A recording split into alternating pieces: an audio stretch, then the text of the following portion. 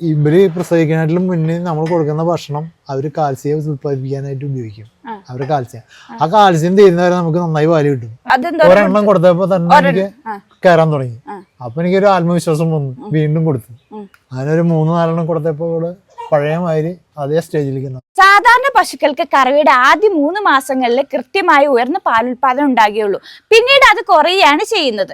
ഇത് കുറയാതിരിക്കാൻ കുറച്ച് കാര്യങ്ങൾ ചെയ്താൽ മതി. അപ്പൊ ഇടപ്പറമ്പ് ഫാംസിന്റെ പുതിയൊരു വീഡിയോയിലേക്ക് എല്ലാവർക്കും സ്വാഗതം. ഞാൻ സിനോബി. നമ്മളിപ്പോൾ ഉള്ള തൃശ്ശൂർ ജില്ലയിൽ പേരാമംഗലം എന്ന സ്ഥലത്ത് ജെയിംസ് ചേട്ടന്റെ പശുത്തൊഴുത്തിലാട്ടോ. ഇവിടുത്തെ പശുക്കൾക്ക് കറവയുടെ ആദ്യ 3 മാസം ലഭിക്കുന്ന അതേ പാൽ പിന്നീട് ലഭിക്കാൻ വേണ്ടി ജെയിംസ് ചേട്ടൻ ഇവിടെ കുറച്ച് കാര്യങ്ങൾ ചെയ്യുന്നുണ്ട്.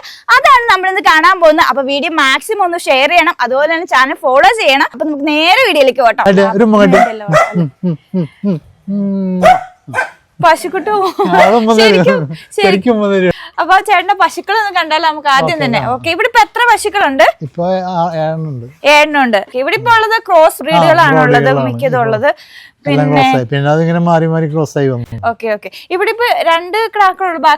ബാക്കി അതായത് എനിക്ക് ഏറ്റവും ഇതില് പറ്റിയ പശു വെച്ചിട്ടുണ്ടെങ്കിൽ എനിക്ക് ഉണ്ടായതൊക്കെ മൂരിക്കുട്ടിയോ? അതുകൊണ്ടല്ലേ? അതുകൊണ്ടാ. പിന്നെ അതില് ആകെ 4 ഉണ്ടായി. ആ 4 ഇപ്പൊ ഇവിടെ ഉണ്ട്. അതിലൊരു കുട്ടിയാണിത്. പിന്നെ അവിടെ ഒരു കുട്ടിയുണ്ട്. പിന്നെ 2 കുട്ടികൾ ഇപ്പൊ അടുത്തടുത്തായതാ. ഈ ഒരു കുട്ടിക്ക് ഇപ്പൊ എത്ര പ്രായമായി കാണും? ഇതിനിപ്പോ 2 വയസ്സായി. 2 വയസ്സായിട്ടുള്ളൂ. അപ്പൊ ഇത് ജേഴ്സി. ഇവക്ക് ഇപ്പൊ എത്ര ലിറ്റർ പാലുണ്ട്? ഇതിനിപ്പോ 14 ലിറ്റർ പാല്. ഇവളോ ജേഴ്സി HF ക്രോസ് ആയിട്ടുള്ളതാണ്. ഓക്കെ. ഇവക്ക് ഇത്തിരി പ്രായം കൂടുതലുണ്ട്. എത്രാമത്തെ പ്രസവം വരെ ആയപ്പോ? ഇവളുടെ പ്രസവം ഇപ്പൊ ഞാന് മേടിച്ചിട്ട് 2 കൊല്ലമായിട്ടുള്ളൂ. പക്ഷെ ഞാൻ ഇപ്പൊ അതിനെ കുത്തി വെച്ചിട്ടില്ല, കാരണം വയസ്സ് കൂടി പോയി. ഇപ്പൊ 2 കൊല്ലമായിട്ട് ഞാൻ അങ്ങനെ കറന്നുകൊണ്ടിരിക്കുകയാണ്. കാരണം വെച്ചിട്ടുണ്ടെങ്കിൽ കുഴപ്പമില്ലാണ്ട് പാല് കിട്ടുന്നുണ്ട് 2 വർഷമായിട്ട്. പക്ഷെ അത് വയസ്സായ കാരണം ഞാൻ പിന്നെ ഇപ്പൊ ഒന്നും ചെയ്യാതെ അങ്ങനെ എന്നാലും നല്ല പാലുണ്ട്, നല്ല പാലുള്ളതാണ്. കുഴപ്പമില്ല. പിന്നെ ഇവിടെ ജേഴ്സിയോ? ഇത് ജേഴ്സി. ഇത് ഇവിടെ ഉണ്ടായ ആദ്യത്തെ കുട്ടിയാണ്. ഇവള് നമ്മുടെ അരിമസന്ധി എന്ന് തന്നെ പറയാം. ഭയങ്കര സ്നേഹമാണ്. അപ്പൊ ഇവർക്ക് പേരിട്ടിട്ടുണ്ടായിരിക്കുമല്ലോ, കല്യാണി. ഇവള് ആരുടെ അടുത്തും അങ്ങനെ ഇണങ്ങുന്നില്ല. ഞങ്ങളുടെ മാതിരത്തൊക്കെ ഭയങ്കര ഇണക്കാം. ഇവിടെ എന്തെങ്കിലും കാര്യത്തിന് തെറ്റായി പോണെങ്കിൽ വിളിച്ചാൽ മതി, അപ്പൊ അവളും കൂടെ ഓടി വരും. പേര് വിളിച്ച അപ്പൊ അവളെ നിർത്തും. കാരണം പണിക്കാരനൊക്കെ ഇവൾ കുത്തി മറിയും. കുത്താൻ നിൽക്കണ നേരത്തെ നമ്മൾ കണ്ടു കഴിഞ്ഞാൽ ഒരു വിളി വിളിച്ചാ അവിടെ നിർത്തി അവളും ഇങ്ങോട്ട് പോരും. അതാണ് അവളുടെ പ്രത്യേകത. കുത്താൻ നേരത്തെ വിളിച്ച ആ ചേട്ടനെ മാത്രമേ അനുസരിക്കുള്ളൂ. ജ്യേഷ്ഠന്റെ മകളുണ്ട്, അവളാനും ഭയങ്കര സ്നേഹമാണ്. പ്രത്യേകിച്ച് ആൾക്കാരൊക്കെ സെലക്ട് ചെയ്തിട്ടാണ് സ്നേഹിക്കണത്. അവളും ഉണ്ടായിരുന്നു പ്രസവത്തിന്റെ നേരത്തെ. അവിടുത്തെ ഒരു മോഴ പശു അല്ലോ? അത് മോഴ HF ആണ്. Full HF. ഇവക്കിപ്പോ അത്യാവശ്യം പാലുണ്ടായിരിക്കും. ഇപ്പൊ പ്രസവിക്കാൻ 2-3 മാസം ഗ്യാപ്പുള്ളൂ. എല്ലാവരും പറയാം 3 മാസം 3.5 മാസം 4 മാസം വരെ പാല് ശരിക്കും കിട്ടുള്ളൂ എന്നാണ്. പക്ഷെ ഇപ്പൊ കുറച്ച് ദിവസം മുന്നേ ഇവിടെ പഞ്ചായത്തിന്റെ ഭാഗം ഒരു മീറ്റിങ്ങിൽ ഇതുണ്ടായിരുന്നു, ക്ലാസ് ഉണ്ടായിരുന്നു. മിൽമയുടെ ഒരു ഡോക്ടർ വന്നിട്ട് പറഞ്ഞു എന്തുകൊണ്ട് ഈ 4 മാസം 3 മാസം വരെ പാല് കിട്ടുന്നു, അതിനപ്പുറം കിട്ടണില്ലേ എന്നുള്ളത്. അപ്പോൾ ആള് പറഞ്ഞത് ഇതാണ്, ഇവര് പ്രസവിക്കാനായിട്ടും മുന്നേ നമ്മൾ കൊടുക്കുന്ന ഭക്ഷണം അവര് കാൽസ്യം ഉത്പാദിപ്പിക്കാനായിട്ട് ഉപയോഗിക്കും. അവര് കാൽസ്യം ആ കാൽസ്യം തീരുന്നവരെ നമുക്ക് നന്നായി പാല് കിട്ടും. ആ കാല് തീർന്നു കഴിഞ്ഞാല് പിന്നെ ഇവർക്ക് പാല് കുറയും. അപ്പൊ കുറഞ്ഞു പോകും.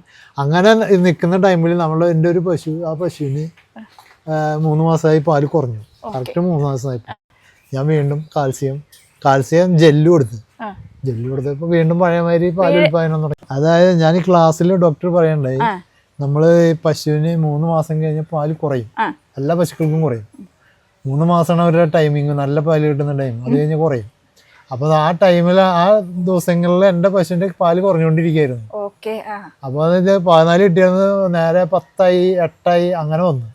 അങ്ങനെ വന്നപ്പോഴാണ് ഞാൻ ആള് പറഞ്ഞ വാക്ക് ഇങ്ങനെ ആലോചിച്ചെടുത്തപ്പോ എനിക്ക് തോന്നി ആ കാൽസ്യം ഒന്ന് നമുക്കൊന്ന് പരീക്ഷിച്ച് നോക്കിയാലോ എന്ന് വെച്ചിട്ട് ഞാൻ കാൽസ്യം ജെല്ല് മേടിച്ചിട്ട് കൊടുത്തു.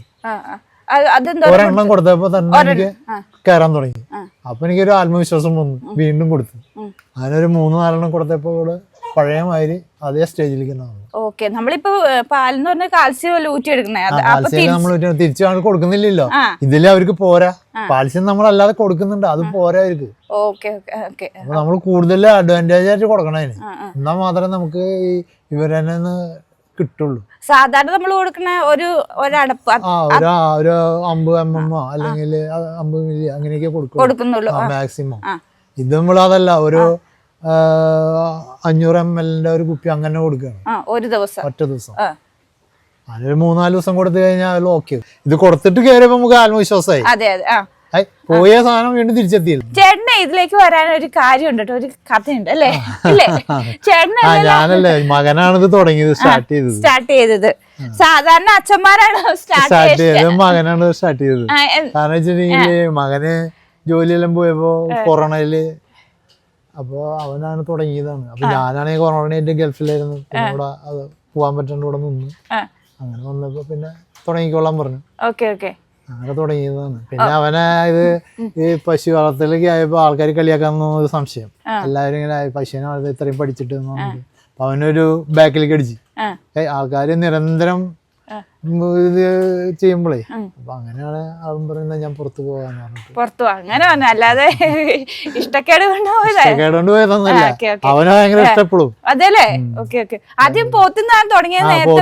ഒരു പോത്തിനെയാണ് മേടിച്ചത്. പറമ്പിൽ പുല്ല് വെട്ടാൻ വിട്ടതാണ്.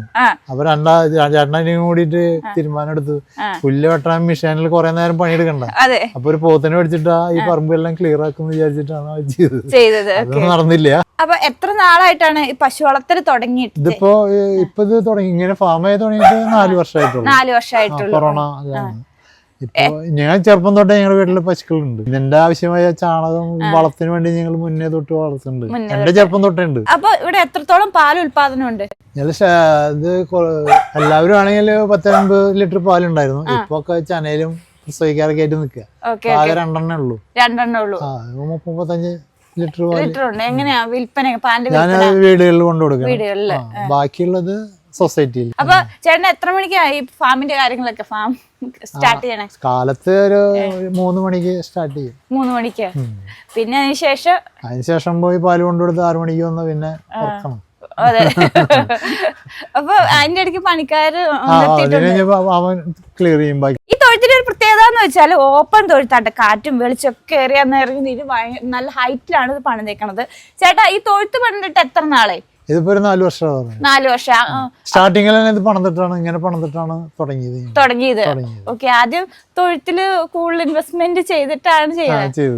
അത് ഇത് ഹൈറ്റിൽ പണിതത് തന്നെ എയർ പാസിങ്ങും ചൂടും ഇല്ലാണ്ടിരിക്കണം. ഇവിടെ വേനൽക്കാലത്ത് പോലും ചൂടൊന്നും ഉണ്ടാവില്ല. ഇപ്പൊ ഇവിടെ എത്രത്തോളം കോസ്റ്റ് വന്നിട്ടുണ്ട് ഈ തൊഴുത്ത് പണിയാനായിട്ട്? ഇത് പണിയാനായിട്ട് ഒരു 4 ലക്ഷം രൂപയോളം വന്നിട്ടുണ്ട്. 4 ലക്ഷം രൂപ വന്നിട്ടുണ്ട്. ഓക്കെ. ഓട്ടോമാറ്റിക് ഡ്രിങ്കിങ് സിസ്റ്റം ഉണ്ട്. പിന്നെ പുൽത്തൊട്ടി, സാധാരണ പുൽത്തൊട്ടി. ഇവിടെ ഇപ്പൊ എത്ര പശുക്കളെ നിർത്താവുന്ന രീതിയിൽ? 12 നിർത്താവുന്ന രീതിയിലാണ് ചെയ്തിരിക്കുന്നത്. പിന്നെ അത്യാവശ്യം നല്ല ഹൈറ്റ് ഉണ്ട് കേട്ടോ. അതുണ്ടോ? ഓക്കെ. പിന്നെ ഇത് സാധാരണ രീതിയിൽ ഇതിന്റെ ഈ ഡ്രൈനേജ് സിസ്റ്റം ഒക്കെ എങ്ങനെയാണ്? ഇതിന് ഞങ്ങള് വെള്ളം പോകാനായിട്ട് അവിടെ ടാങ്ക് കെട്ടിയിട്ടുണ്ട്. ആ ടാങ്കിൽ നിന്നാണ് പിന്നെ ചെടികൾക്കൊക്കെ നനയ്ക്കുന്നത്. കൊള്ളാട്ടോ, അടിപൊളി. പിന്നെ നമ്മൾ ഈ ചാണകം ഇപ്പൊ എന്ത് ചെയ്യും? ഇവിടെ ചാണകം ഞങ്ങള് തെങ്ങിന് ഇങ്ങനെ റൊട്ടക്ട് ആയിട്ട്, തെങ്ങ് ജാതിയെല്ലാം ഇങ്ങനെ റൊട്ടക്ട് ആയിട്ട് ഇട്ടുകൊണ്ടിരിക്കും. വല്ലൊരു ആവശ്യം വേണമെന്ന് പറഞ്ഞു കഴിഞ്ഞാൽ മാത്രം ഇവിടെ സ്റ്റോർ ചെയ്യും, കുണ്ടില് കൊണ്ടുപോയിട്ട്. ശരിക്കും പറഞ്ഞാൽ ഇത് കൃഷിക്ക് ആവശ്യത്തിനാണ് ചാണകം ഇവിടെ ഉപയോഗിക്കും, ഇവിടുത്തെ ആവശ്യത്തിന് വേണ്ടി. അപ്പൊ ഇത്തരത്തിലുള്ള പശുക്കൾ ഇപ്പൊ എവിടെ നിന്ന് വാങ്ങിച്ചേ? ഇത് തമിഴ്നാട്ടിൽ നിന്ന്, പൊള്ളാച്ചിന്ന് കൊണ്ടുവന്നിട്ടുണ്ട്. പിന്നെ ഇത് വയനാട്ടിൽ നിന്ന് കൊണ്ടുവന്നു. വയനാട്ടിൽ നിന്ന്. എങ്ങനെയുണ്ട് പശുക്കൾ? നല്ല പശുക്കൾ. കുഴപ്പമില്ല. ഇവിടെ ഇപ്പൊ കുറെ കുപ്പികളുണ്ട്. കുപ്പികളിലാണോ പാല് കൊടുക്കുന്നത്? കുപ്പികളിലാണ്. എത്ര വീടുകളിലൊക്കെ കൊടുക്കും? അതൊരു 10-70 വീടുണ്ട്. 70 വീട്. ചേട്ടൻ തന്നെയാണ് കൊണ്ട് കൊടുക്കുന്നത്? ഓക്കെ. അപ്പൊ സൊസൈറ്റി കൊടുക്കുന്നുണ്ട്? സൊസൈറ്റിയിലും കൊടുക്കുന്നുണ്ട്. ബാക്കി വരുന്നത് സൊസൈറ്റിയിലേക്ക്. എത്ര രൂപയ്ക്ക് വിൽക്കണേ? അപ്പൊ ഇപ്പൊ 70 രൂപയായിട്ടുണ്ട്. പുറത്തു കൊടുക്കണ കാരണം കൊണ്ട് നമുക്ക് പിടിച്ചേക്കാൻ പറ്റില്ല. കാരണം വെച്ചിട്ടുണ്ടെങ്കിൽ നഷ്ടത്തിൽ പോകും. അപ്പൊ ഇവിടുത്തെ തീറ്റക്രമം ഒക്കെ നമുക്ക് കാണാട്ടോ. അപ്പൊ തീറ്റ എടുക്കുന്ന സമയമാണ്. ഇതിപ്പോ പല്ലറ്റല്ലേ? ഇതെന്തോരം കൊടുക്കും ചേട്ടാ? പാലുൽപാദനം അനുസരിച്ചായിരിക്കും. ഇത് എത്ര കൊടുക്കും? ഇത് ഒരു ദിവസം 6 കിലോ വെച്ച് കൊടുക്കും. പിന്നെ വേറെ എന്തുട്ടുള്ളേ? പിന്നെ സൈലേജ് ഉണ്ട്. പിന്നെ ബൂസ്റ്റർ ഉണ്ട്. പിന്നെ ചോളത്തവിട് ഉണ്ട്. പിണ്ണാക്ക്. ഇത് കണ്ടിട്ടുണ്ടല്ലോ, ഓർഗാനിക് മിൽക്കി സൈലേജിന്റെ. ഇത് ഞാൻ കമ്പനിയിൽ ഇതിലെല്ലാ സാധനങ്ങളും ഉണ്ട്. പാല് കുറഞ്ഞപ്പോഴാണ് നമ്മൾ മിൽക്ക് ഇത് സൈലേജ് കൊടുക്കാൻ തുടങ്ങിയത്. ഓക്കെ അപ്പൊ അത് റിക്കവർ ആയിട്ട് വീണ്ടും വന്നു. ഓക്കെ, അതാണ് അതിന്റെ ഒരു അതിന്റെ ഗുണം. അപ്പൊ ഈ ചോളായതുകൊണ്ട് നല്ല പാല്, നന്നായി പാല് വരും. പിന്നെ അടുത്താണ് ബൂസ്റ്റർ തീറ്റ. ഇത് കൊടുത്തിട്ട് എങ്ങനെയുണ്ട് പശുക്കളുടെ ആരോഗ്യം? അതും നല്ല ആരോഗ്യം. ഓക്കെ, പ്രോട്ടീൻ കണ്ടന്റ് കൂടുതലും നമ്മുടെ പാലിന്റെ ക്വാളിറ്റി കൂടുതലും. എപ്പോഴാണ് തീറ്റ കൊടുക്കണേ? അപ്പൊ ഞങ്ങള് കറവ് കഴിഞ്ഞാലേ കൊടുക്കും. കറവ് കഴിഞ്ഞ അപ്പൊ ഉച്ചത്തെ കറവ് എപ്പോഴാ? ഉച്ചക്ക് കറവ് 2 മണി. അപ്പൊ ഈ ഫാമിൽ നിന്ന് കിട്ടുന്ന ചാണകം കൊണ്ട് ഇവിടുത്തെ കൃഷിയൊക്കെ നല്ല രീതിയിൽ വളരുന്നുണ്ട്. ഇപ്പൊ കുരുമുളക് തൈ വെച്ചിട്ടുണ്ട്. ഇപ്പൊ എത്ര ഉണ്ട്? ഇതൊരു 10-60 60 അച്ഛനായിട്ട് വെച്ചാണ്. അപ്പനായിട്ട് വെച്ച്. പിന്നെ ഇപ്പൊ ഞാൻ വെച്ചുകൊണ്ടിരിക്കുന്നു. എല്ലാ കാലമിലും വെച്ചുകൊണ്ടിരിക്കുന്നു. അതെ അതെ, അത്യാവശ്യം തിരി വന്നിട്ട് മൂത്രം കുളിപ്പിക്കുന്ന വെള്ളമൊക്കെയാണ് ഇതിനെ കഴുകി ക്ലിയർ നനയ്ക്കുന്നത് വേനൽക്കാലങ്ങളിൽ. ഇപ്രാവശ്യം ലൈറ്റ് ആയിട്ടാണ് ഉണ്ടായിട്ടുള്ളത്, മഴ കുറവായതല്ലേ. ഇത്ര വർഷമായിട്ട് നിക്കണല്ലോ ആ ചാണകത്തിന്റെ ആ ഒരു ഇതല്ലേ, വളത്തിന്റെ ഒരു ഗുണം. ഇതിപ്പോ ഏതായാലും ഇത് പന്നിയൂര് വണ്ണ്. ഓക്കെ, പിന്നെ കരിമുണ്ടി ഉണ്ട്, അങ്ങനെ പലതുണ്ട്. അപ്പുറ സൈഡില് ഇത് ഇടയ്ക്ക് വെച്ചാണോ അത്? ഇതിപ്പോ ഒരു 6 മാസമായിട്ടുള്ളൂ. അതിന്റെ ആ ചാണകവെള്ളത്തിന്റെ കരുത്തോണ്ടാണ് പെട്ടെന്ന് കയറി പോണം. അപ്പറേ അതുപോലെ തന്നെയാണ്. അപ്പുറമൊക്കെ വെച്ചിട്ട് കുറച്ച് കാലമായി. അതുപോലെ തന്നെ ജാതി ഉണ്ടല്ലേ? ജാതി ഉണ്ട്. അപ്പൊ ശരിക്കും പറഞ്ഞ ഈ ഒരു പശു വളർത്തലുള്ളത് കൊണ്ട് തന്നെ കൃഷി നടന്നു പോകുന്നു. ഇതിൽ നിന്ന് നമുക്ക് വരുമാനം കിട്ടും, പിന്നെ നമ്മുടെ പശു വളർത്തിൽ നിന്ന് വരുമാനം കിട്ടും. അപ്പൊ ഇത്രയും സമയം നമ്മൾ കണ്ടുകൊണ്ടിരുന്ന പേരാമംഗലത്തുള്ള ജെയിംസ് ചേട്ടന്റെ പശു വളർത്തലാണ്. അപ്പൊ വീഡിയോ ഇഷ്ടപ്പെട്ടെന്ന് കരുതുന്നു. വീഡിയോ ഇഷ്ടപ്പെട്ടെന്ന് ലൈക്ക് ചെയ്യുക, അതുപോലെ ചാനൽ ഫോളോ ചെയ്യാൻ മറക്കരുത്. അപ്പൊ അടുത്തൊരു നല്ലൊരു വീഡിയോ ഞങ്ങൾ വരുന്ന അതുവരെ നമസ്കാരം.